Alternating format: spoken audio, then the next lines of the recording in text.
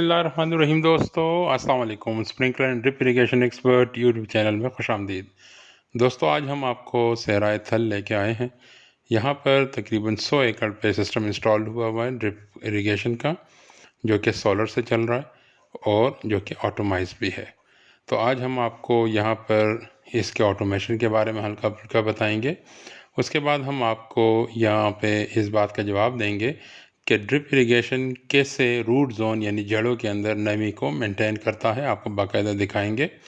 और थर्डली हम आपको ये बताएंगे कि विंड ब्रेकर्स यानी जो थल एरिया में जो आंधी चलती है या जो रेत उड़ती है, तो उसके नुकसान को कम से कम कैसे किया जा सकता है और विंड ब्रेकर कैसे इंस्टॉल किए जाते हैं। तो आइए शुरू करते हैं।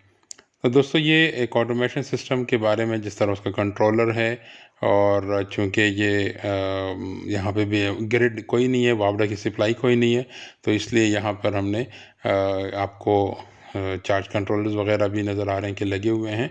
उसकी वजह ये कि हमें 220 का सप्लाई भी चाहिए, क्योंकि कंट्रोल 220 से चलता है। और इसी तरह फिर जो हमारा पंप है वो 3 फेज़ है, उसके लिए अलग से इन्वर्टर लगा हुआ है। और यहाँ पर हर पौधे के ऊपर 6 ड्रिपर्स इंस्टॉल्ड हैं। एक ड्रिपर 6-8 लीटर 1 घंटे में पानी डिलीवर करता है, और पौधे के दोनों साइडों पे एक एक लेटरल बिछाई गई है। हर लेटर के ऊपर 3 ड्रिपर लगाए गए हैं। इस तरह कुल मिला के हम ये कह सकते हैं कि जब सिस्टम 1 घंटे के लिए चलता है तो एक जो पौधा है उसको 48 लीटर पानी मिल चुका होता है। और आप देख सकते हैं कि यहाँ पर कितने शानदार तरीके से पौधे लगे हुए हैं। और बग़ैर ड्रिप के यहाँ पानी लगाना अगर नामुमकिन ना हो तो यकीनन इंतहाई मुश्किल काम होगा। लेकिन यहाँ आप देख रहे हैं रेत में पाइप्स बिछे हुए हैं और उसके थ्रू पानी यहाँ पर लग रहा है, जो कि बड़े आसानी से लग रहा है। ये भी बताता चलूँ, पूरे 100 एकड़ को हमने 2 हिस्सों में तकसीम किया हुआ है। 50-50 एकड़ में अलग अलग यूनिट लगे हुए हैं। 20 हॉर्स पावर की मोटर है सबमर्सिबल, जो कि सोलर से चल रही है। वो इसके पंपिंग जितनी रिक्वायरमेंट है उसको हम वहाँ से पूरा कर रहे हैं। सोलेनाइड वाल्व लगे हुए हैं, इम्पोर्टेड है, अमेरिकन ब्रांड है। इसी तरह कंट्रोलर लगे हुए हैं इम्पोर्टेड, और वो इस पूरे सिस्टम को कंट्रोल कर रहे हैं। और जैसे ये अब आपके सामने है सब कुछ, आप देख सकते हैं कि किस अंदाज के साथ हमने इस सिस्टम को इंस्टॉल किया हुआ है। इसके साथ ही अब हम अपने जो मेन टॉपिक है, अक्सर ज़मींदार का ये गिला रहता है, जैसे कि अभी आप इस तस्वीर में देख रहे हैं कि उमूमन होता ही है कि थोड़ी देर सिस्टम चलने के बाद वो कहते हैं कि पानी तो सरफेस पे सूख गया। तो हम आपको आज खुदाई करके दिखाते हैं कि बेसिकली ऐसा होता नहीं है, बल्कि अगर आप देखें अभी हम खुदाई कर रहे हैं इसकी, तो आपको तकरीबन 1.5-2 फुट नीचे जाके हम दिखाएंगे कि वहाँ पर वतर मौजूद है, अगरचे ऊपर से नज़र आ रहा है कि पानी सूख गया है। और उमूमन ये फॉर एग्ज़ाम्पल ये सिस्टम कल भी चला है और आज भी तकरीबन 1 घंटा चला है।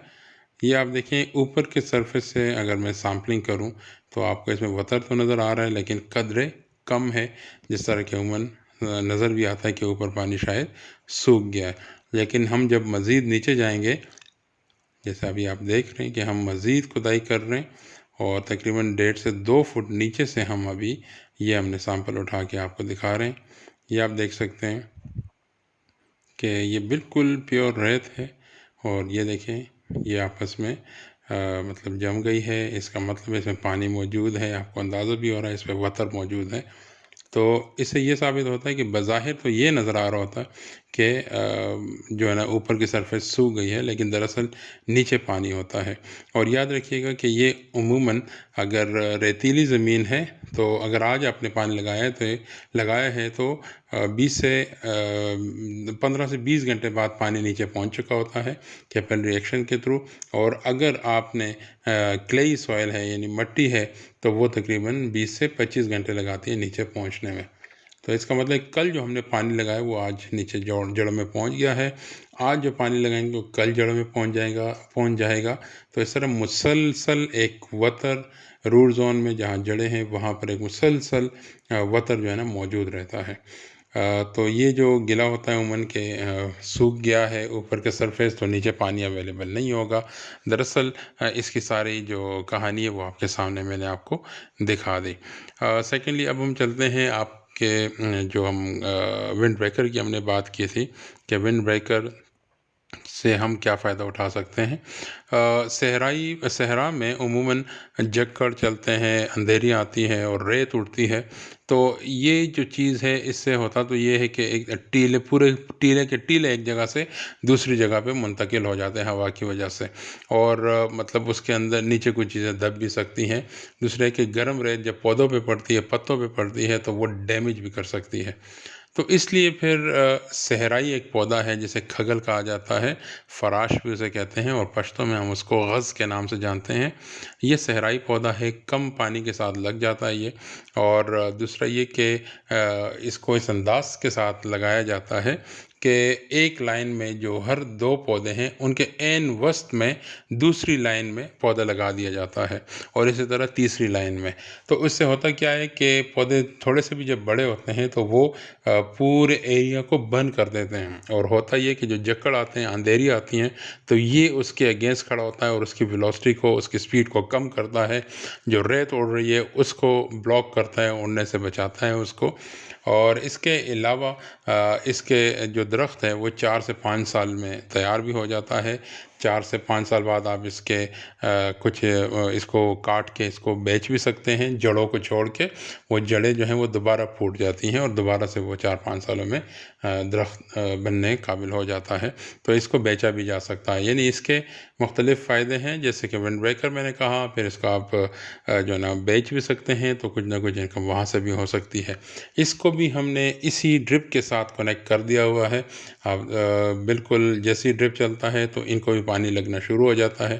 تو یہ دوستو آج ہماری ایک چھوٹی سی ویڈیو تھی آپ کے سامنے کہ کس طرح تھل میں ڈرپ سسٹم لگا ہوا ہے، جہاں پر کھلا پانی لگانے کے بارے میں سوچا بھی نہیں جا سکتا. اور صرف 20 ہارس پاور کی موٹر سے، یاد رکھیں سبمرسیبل موٹر ہے جو نیچے سے بھی پانی اٹھا رہا ہے، نیچے سے پانی اٹھا کے پھر سسٹم میں ڈیلیور کر رہا ہے.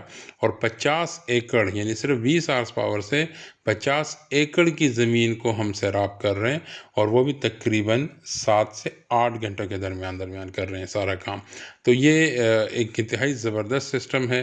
پھر آپ کو ہم نے دکھایا کہ کس طرح نیچے وتر بھی موجود رہتا ہے، کس طرح ونڈ بریکر انسٹال کیے جاتے ہیں.